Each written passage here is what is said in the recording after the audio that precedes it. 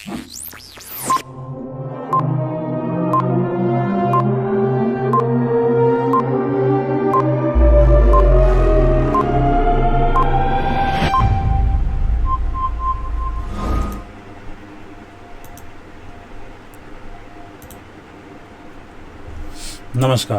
मैं हूं पीडी रामकृष्णा। आप सबका स्वागत है हमारे इस चैनल में मस्ती की पाठशाला 501 और आप देख रहे हैं फेमस प्रोग्राम GSGK 365। टिड्डियाँ आ गई, कोरोना वायरस, प्लेग, भूकंप, साथ में बाढ़ और अब देखो एक नई आपदा आई है धरती पर और आने वाली है। उसकी वार्निंग नासा ने दी है। नेशनल एरोस्पेस एजेंसी, अमेरिका की जो एजेंसी है नेशनल एरोस्पेस एजेंसी ने ये वार्न किया है। NASA warns of a huge asteroid approaching earth on July 24। एक बहुत बड़ा खगोलीय पिंड धरती की तरफ बढ़ रहा है। आपको ज्ञात होगा कि जो धरती पर बहुत बड़े बड़े प्राणी थे, बहुत बड़े जो एनिमल्स थे, हाँ मैं बात कर रहा हूँ डायनासोर्स की। डायनासोर्स बहुत थे और उनका अंत भी ऐसा ही एक एस्ट्रॉयड टकराने से हो गया था। ये जो एस्ट्रॉयड जो आ रहा है वो काफ़ी ख़तरनाक है और इसका स्पीड काफ़ी ज़्यादा है और ये धरती के ऊपर अगर आने की संभावना 99% है। धरती से टकराने की संभावना इसकी 99% है और धरती के टकराने की संभावना इसलिए बढ़ जाती है क्योंकि धरती के गुरुत्वाकर्षण का जो पेरिफेरी है, ग्रेविटेशनल जो पुल है, उसके भीतर से गुजरने वाला है। ग्रेविटेशन पुल के भीतर से गुजरने वाला है। नासा ने पूरे दुनिया को इसकी वजह से वार्न किया हुआ है।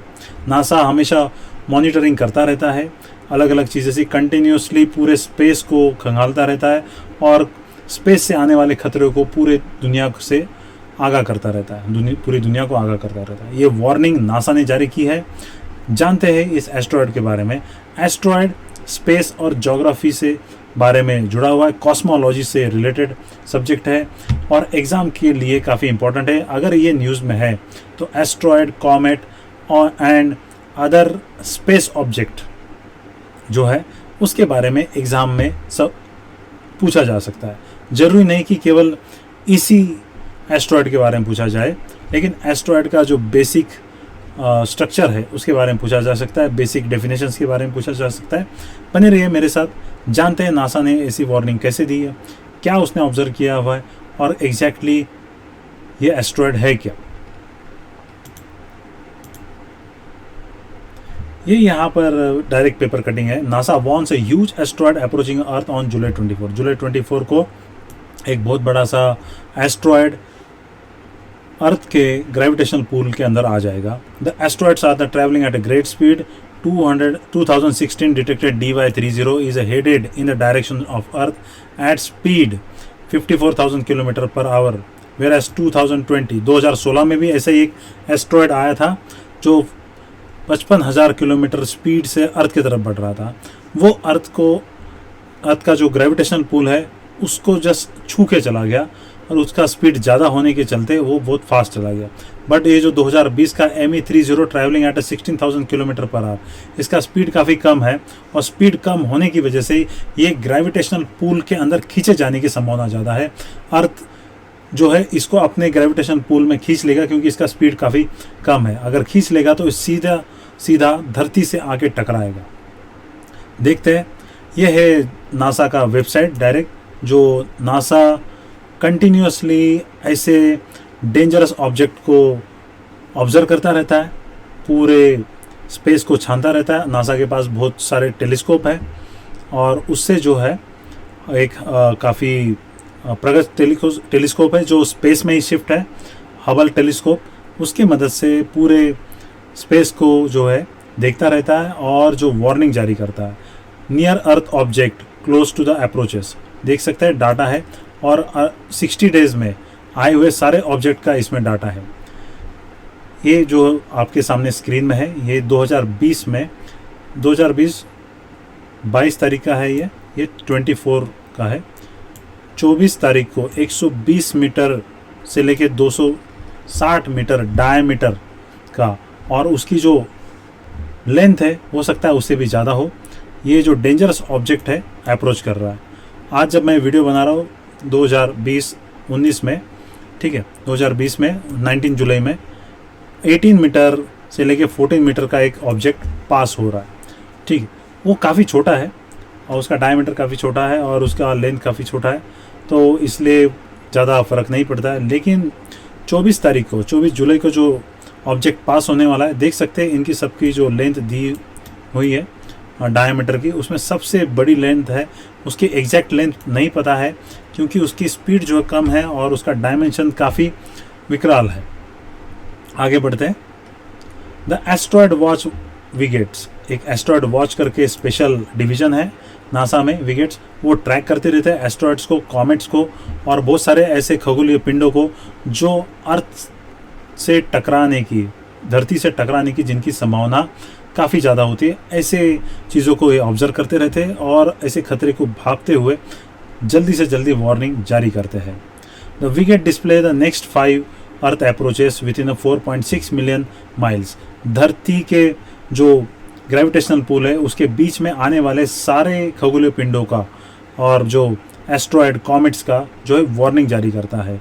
अगर ये सारे जो ऑब्जेक्ट्स है 4.6 मिलियन माइल्स के अंदर आ जाए, मतलब 7.5 मिलियन किलोमीटर के अंदर अगर आ जाए, तो इनको जो डेंजरस ऑब्जेक्ट माना जा सकता है और उनकी धरती से टकराने की संभावना 90% से ऊपर हो जाती है। तो ऐसे सारे ऑब्जेक्ट जो 150 मीटर से काफ़ी बड़े हैं, क्योंकि ये जो है साबित तौर पर धरती पर पहुंच सकते हैं। धरती के ऊपर जो एटमॉस्फेयर है उसकी काफ़ी लेयर है, काफ़ी बड़ी थिक लेयर है। एटमॉस्फेयर आधे से ज़्यादा ऑब्जेक्ट को जला देता है, लेकिन अगर ऑब्जेक्ट काफ़ी बड़ा होगा, वो खगोलीय पिंड काफ़ी बड़ा होगा, तो साबित तौर पे आके धरती के सरफेस पर, अपने सरफेस पर, अर्थ सरफेस पर आके टकराएगा और टकराने के बाद इतना ज़बरदस्त इम्पैक्ट क्रिएट करेगा जैसे 1 मिलियन एटॉमिक बम एक साथ फट गए हो। आप सोच सकते हैं सारे के सारे डायनासोर वाइप अप हो गए जिस वक्त जुरासिक युग में ऐसा ही एस्ट्रॉयड आके टकराया था। तो देखते हैं, ये काफ़ी बड़ा एस्ट्रॉयड है। एस्ट्रॉयड, कॉमेट्स एंड मेट्रॉयड्स, इसके बारे में अभी हम लोग थोड़ा सा पढ़ेंगे क्योंकि ये एग्ज़ाम पॉइंट ऑफ व्यू से काफ़ी इम्पोर्टेंट है। अगर ये न्यूज़ में आया है तो इसके बारे में, इससे रिलेटेड कुछ ना कुछ पूछा जा सकता है। देख सकते हैं ये अनडिफाइंड ऑब्जेक्ट्स होते हैं, तो इसकी जो डायमीटर जो काउंट करते हैं, इसके जो 2 एजेस होते हैं उसके बीच का जो डिस्टेंस है उसको डायमीटर कहा जाता है, लेकिन जो लेंथ है उसको काउंट नहीं किया जाता। डायमीटर के ऊपर से उसका जो घनत्व काउंट करके उसका जो है एग्जैक्टली डेंजरस और नॉन डेंजरस करके सेग्रीगेशन करते हैं। जानते हैं asteroid. Asteroids are the rocky fragments left over from the formation of the solar system about 4.6 billion years ago. 4.6 billion years एगो जब सोलर सिस्टम बन रहा था, सूरज का फॉर्मेशन हो रहा था, सूरज के बाद फिर बाकी अर्थ फॉर्मेशन हो रहा था, बाकी सारे प्लैनेट बन रहे थे, उसके बीच में जो डस्ट पार्टिकल छूट गए, छोटे छोटे जो पत्थरों के टुकड़े जो स्पेस में छूट गए, वो सारे जो रॉकी फ्रैगमेंट्स है उनको एस्ट्रॉयड बोला जाता है। बहुत ज़्यादा से ज़्यादा जो एस्ट्रॉयड जो है मार्स और जुपिटर के बीच में जो बेल्ट है वहाँ पर पाए जाते हैं। साइंटिस्ट का ऐसे कहना है कि ये जो है छोटे से छोटे 10 मीटर से लेके 10 किलोमीटर तक भी बड़े हो सकते हैं। इनका साइज़ का जो है कोई डायमेंशन नहीं है, कोई एक स्पेसिफिक राउंड शेप नहीं है या फिर स्क्वायर शेप में नहीं है, इरेगुलर शेप में ये पाए जाते हैं और वो काफ़ी बड़े भी हो सकते हैं, काफ़ी छोटे भी हो सकते हैं और इनकी संख्या तादाद मिलियंस में है। तो हमें इनको ऑब्जर्व करना काफ़ी कठिन है, लेकिन फिर भी इसका ऑब्जर्वेशन किया जाता है। ये आपके सामने है सोलर सिस्टम। सोलर सिस्टम में ये है सन, मर्क्यूरी, यहाँ पे वीनस, ये है हमारी प्यारी अर्थ, उसके साथ मून है, मार्स है और ये जुपिटर है। मार्स और जुपिटर के बीच में ये जो आपको दिख रहे हैं ऑब्जेक्ट जो कंटिन्यूसली चक्कर काटते रहते हैं वो है एस्ट्रॉयड। कहा जाता है, माना जाता है कि वहाँ पर जो है जब हमारी सोलर सिस्टम बन रही थी तो 2 प्लैनेट की टक्कर हो गई और 2 प्लैनेट की टक्कर की वजह से जो वो ब्रेकेज हो गए छोटे छोटे टुकड़ों में, वही सारे जो उसके 2 प्लैनेट के जो छोटे छोटे फ्रैगमेंट्स है वो ये सूरज के चक्कर काटते रहते हैं। कभी कभी बीच में जो है मार्स और अर्थ के ग्रेविटेशनल पुल की वजह से वो खींचे जाते हैं। कुछ कुछ एस्ट्रॉयड जो है बीच वाले इसमें से ट्रैवल करते हैं। आप देख सकते हैं एक दूसरा बेल्ट है जो प्लूटो के बाद आता है, उसको बोलते हैं ड्वार्फ प्लैनेट बेल्ट या फिर क्यूपायर बेल्ट जो है वो भी ऐसे ही छोटे छोटे टुकड़ों से बना हुआ है, जो कि सोलर सिस्टम बनने से पहले का है और वो टोटली सोलर सिस्टम फॉर्मेशन के बीच में पूरी तरह से फॉर्म नहीं हो पाया, उसका पार्ट नहीं बन पाया। तो ये एक बेल्ट है और बीच में जो है इलिप्टिकल ऑर्बिटल में घूमते हुए ये कॉमेट्स होते हैं। कॉमेट्स काफ़ी लंबी यात्रा करते हैं और इलिप्टिकल ऑर्बिट में घूमते हैं, काफ़ी हाइपरबोलिक और इलिप्टिकल ऑर्बिट में इनका जो है गमन होता है, सूरज के चक्कर काटते हैं। तो ऐसे ऑर्बिट्स जो है, ऐसे जो खगोलीय पिंड है अर्थ के ऊपर तबाही लाने के लिए काफ़ी है।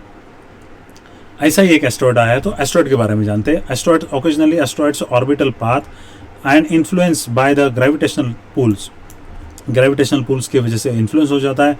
साइंटिस्ट बिलीव स्ट्रे एस्ट्रॉयड्स और the fragments from earlier collisions have slammed into the earth. ऐसे जो है बहुत बार एस्ट्रॉयड अर्थ से टकराए हुए, एक तो हम पूरी अच्छे तरीके से जानते हैं जिसकी वजह से पूरी तरह डायनासोर की प्रजाति का खात्मा हो गया था।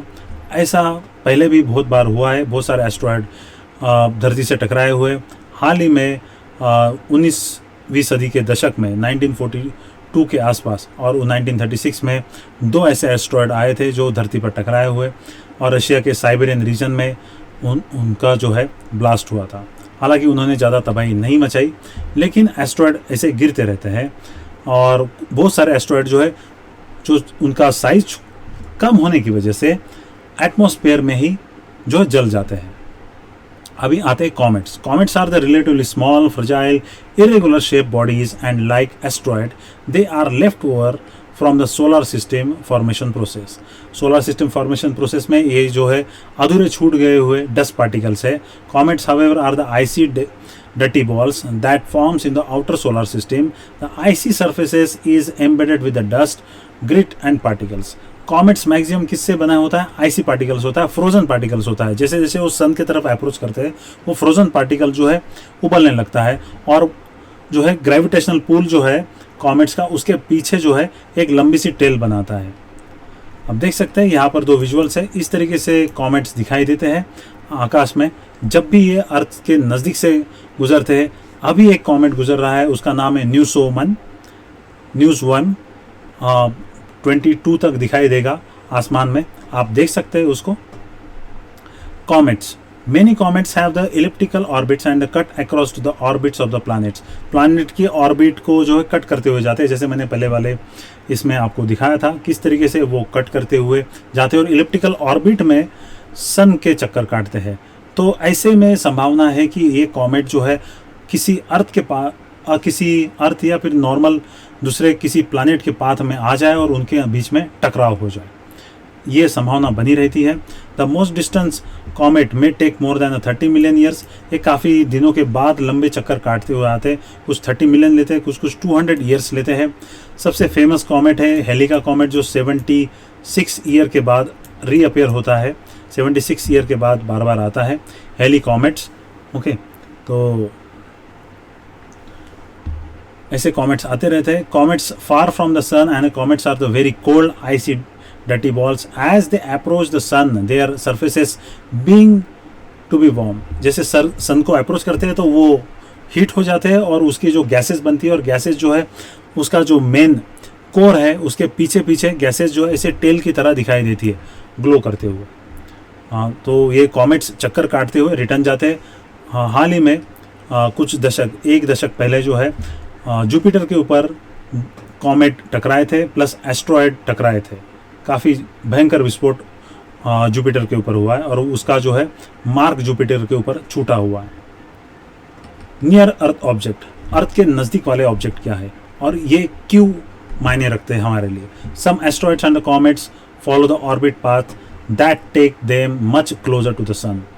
इस तरीके से ऑर्बिट पाथ करते कि सन के बहुत नज़दीक से जाते हैं और सन के नज़दीक से जाने की वजह से अर्थ के ऑर्बिट को क्रॉस करते हैं। अर्थ के ऑर्बिट को जब क्रॉस करते हैं तो कभी कभी ऐसे होता है कि अर्थ का जो पाथ है उसको क्रॉस करते हुए अर्थ के ग्रेविटेशनल पूल में आने की काफ़ी खतरा होता है।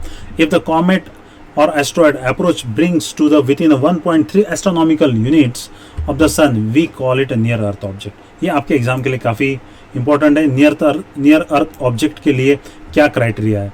अगर कोई भी ऑब्जेक्ट जो ऐसे एस्ट्रॉयड कॉमेट है घूम रहा है और 1.3 एस्ट्रोनॉमिकल यूनिट के अंदर डिस्टेंस जो है सन और उसके बीच का जो डिस्टेंस है 1.3 एस्ट्रोनॉमिकल यूनिट से अगर कम हो जाए तो हम उसको नियर अर्थ ऑब्जेक्ट बोलते हैं।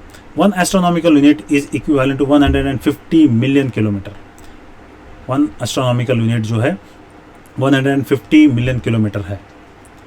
तो पोटेंशियली हैजार्डस ऑब्जेक्ट, अभी जो ये वार्निंग आई हुई है वो पोटेंशियल हैजार्डस ऑब्जेक्ट करके वार्निंग आई हुई है। ऐसे ऑब्जेक्ट जो अर्थ के पूल में खींचे जा सकते हैं और काफ़ी बड़े हैं और जिनके टकराने की वजह से हमारा जो सिविलाइजेशन है और अर्थ के ऊपर जो लाइफ है उसके अस्तित्व को खतरा आ सकता है। Potentially hazardous asteroids are about 150 metre, 150 metre से लेके उसके अधिक अगर उनका डायमीटर होता है तो उनका काफ़ी घनत्व है और वो साबित तौर पर धरती पर टकरा सकते हैं। A smallest almost 500 feet as large as a Statue of Liberty. The approach Earth orbit within a 7.5 million kilometre. Earth के ऑर्बिट के चक्कर काटते हुए अगर 7.5 मिलियन किलोमीटर के भीतर अगर आते हैं तो अर्थ के ग्रेविटेशनल पुल से वो खींचे जा सकते हैं, इसलिए उनको जो है पोटेंशियल हैजार्डस ऑब्जेक्ट माना जाता है। और ऐसे ऑब्जेक्ट को नासा ट्रैक करता रहता है और उसकी वार्निंग जारी करता रहता है। अभी जो हाल ही में जो वार्निंग आई हुई है ये वही वार्निंग है कि एक पोटेंशियल हैजार्डस ऑब्जेक्ट है, एस्ट्रॉयड है, जो जिसका स्पीड कम होने की वजह से वो अर्थ के पुल में आने की संभावना ज़्यादा बढ़ गई है।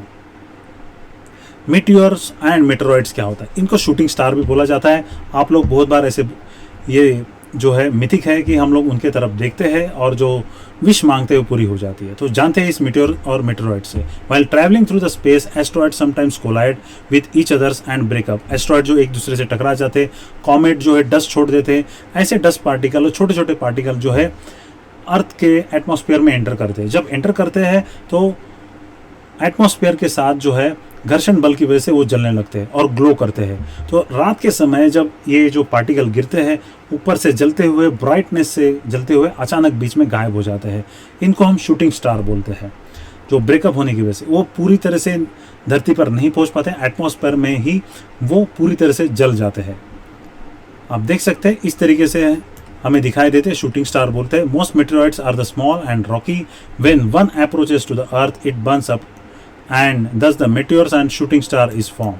वो जल जाते हैं, इसकी वजह से शूटिंग स्टार बोला जाता है। आप सभी लोग इसके काफ़ी परिचित होंगे, बहुत सारे मूवीज़ में भी देखा होगा शूटिंग स्टार।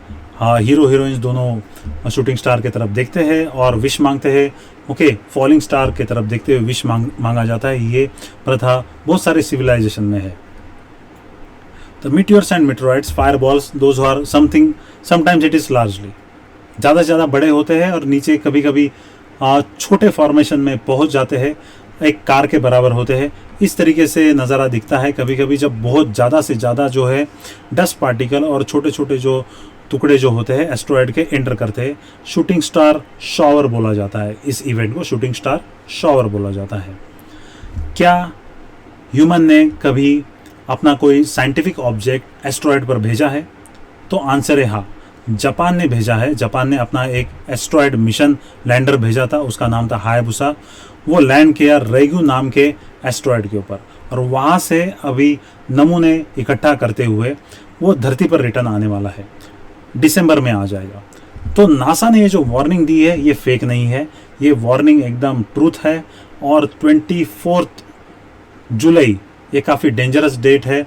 वहाँ पर उस दिन हो सकता है कि इसका जो ग्रेविटेशनल पुल जो है, धरती का जो ग्रेविटेशनल पुल है वो इस एस्ट्रॉयड पर हावी हो जाए और एस्ट्रॉयड धरती की तरफ खींच जाए 23rd नाइट से लेकर 24th पूरे जाने तक, क्योंकि 16,000 किलोमीटर पर आवर के हिसाब से ये एस्ट्रॉयड मूव कर रहा है। अगर इसका स्पीड ज़्यादा होता तो शायद अर्थ के पुल को ये क्रॉस कर जाता, लेकिन इसका स्पीड कम है और अर्थ के पुल में खींचे जाने की संभावना काफ़ी ज़्यादा है और इसका साइज़ काफ़ी बड़ा है। और कहा जाता है कि इसकी जो लेंथ है जो और इसका घनत्व जो है लंदन के साइज़ के बराबर है, एक बड़ी सिटी के साइज़ के बराबर। इतना बड़ा अगर एस्ट्रॉयड अगर धरती से टकराएगा तो बहुत बड़ी तबाही लेके आएगा। बहुत बड़ी तबाही लेकर आएगा, बहुत सुनामी आएगी और हो सकता है कि रिपल्स आ जाए अर्थ क्रस्ट के अंदर, और जिसकी वजह से बहुत ज़्यादा नुकसान हो और अर्थक्वेक भी आ जाए। हम कह नहीं सकते क्या होगा, क्या ये अर्थ के पुल में खींचेगा नहीं खींचेगा। आपको क्या लगता है प्लीज़ कमेंट सेक्शन में लिखिएगा। और ये खबर झूठी नहीं है, ये एकदम ट्रुथ खबर है। नासा के वेबसाइट से ये सारा जो इन्फॉर्मेशन लेके मैंने आप तक पहुंचाया हुआ है। तो एग्ज़ाम पॉइंट ऑफ व्यू से भी आपको देखना है। अगर आशा करते हैं कि ये जो है अच्छे तरीके से बिना पुल में फंसे हुए निकल जाए, धरती पर ना आए, ना टकराए और अच्छे तरीके से पास होके चला जाए और केवल हमारे एग्ज़ाम का पार्ट बन के रह जाए, यही आशा करते हैं। इसी के साथ मैं वीडियो समाप्त करता हूँ। अगर आपको वीडियो अच्छा लगा है तो अपने दोस्तों के साथ पक्का शेयर कीजिएगा, नॉलेज बांटने से बढ़ता है। और don't forget to like, share, comment and subscribe. हमारी अगर कुछ गलतियां हैं तो पक्का वो पॉइंट आउट कीजिए, कमेंट सेक्शन में लिखिए। एस्ट्रॉयड टकराएगा नहीं टकराएगा, आपके क्या विचार है, आपको क्या लगता है, ये कमेंट बॉक्स सेक्शन में लिखिएगा। और हमें आपके सजेशंस पक्का दीजिएगा। आपके सजेशन की वजह से हम लोग अपनी सर्विस इम्प्रूव कर सकते हैं और आप तक अच्छे अच्छे कंटेंट पहुंचा सकते हैं। आपके प्रोग्रेस में ही देश का प्रोग्रेस है, देश के प्रोग्रेस में ही पूरे जो है मानव जाति का प्रोग्रेस है। आपके सक्सेस में देश की सक्सेस है। इसी तरीके से पढ़ते रहिए, आगे बढ़ते रहिए। हम आपको जो है नॉलेज प्रोवाइड करते रहेंगे, आप तक नई नई स्टोरीज लेके आते रहेंगे और इसी तरीके से आपकी मदद करते रहेंगे। Stay home, stay safe, keep learning, keep growing, stay cool and be successful. इसी के साथ मैं आपकी विदा लेता हूँ। PD Ramakrishna signing off. जय हिंद, जय भारत।